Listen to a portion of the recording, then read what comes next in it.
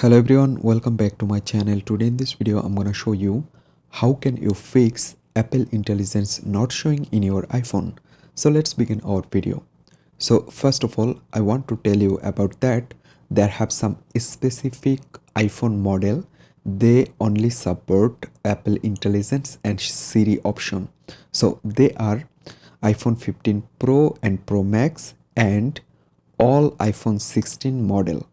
So you just need to make sure your iPhone is from them.